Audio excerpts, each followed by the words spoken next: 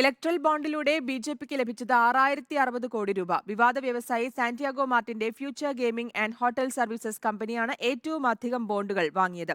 കിറ്റെക്സ് 15 കോടിയുടെ ബോണ്ട് വാങ്ങി.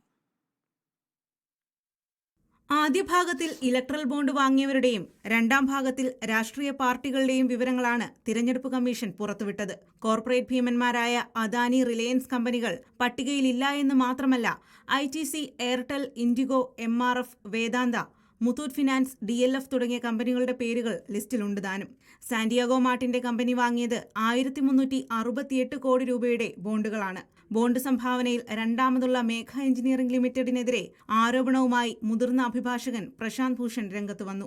100 കോടി സംഭാവന നൽകിയതിനു പിന്നാലെ ഒരു മാസത്തിനുള്ളിൽ 14,000 കോടി രൂപയുടെ കരാർ മഹാരാഷ്ട്ര സർക്കാരിൽ നിന്ന് മേഘ എഞ്ചിനീയറിംഗ് ലിമിറ്റഡിന് ലഭിച്ചു എന്ന് പ്രശാന്ത് ഭൂഷൺ ആരോപിച്ചു.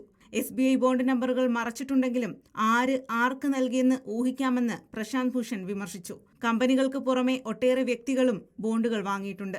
ഈ വ്യക്തികൾ ആരെല്ലാമാണെന്നും ആർക്കുവേണ്ടിയാണ് വാങ്ങിയതെന്നും അറിയാനും ഏറെ നാൾ കാത്തിരിക്കേണ്ടി വരും. കമ്മീഷൻ വിവരങ്ങൾ പ്രസിദ്ധീകരിച്ചത് ജനാധിപത്യത്തിന്റെ വിജയമാണെന്ന് CPIM general secretary Sitaram Yechury പ്രതികരിച്ചു.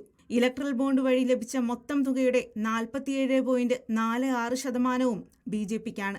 റിപ്പോർട്ടർ, ഡൽഹി.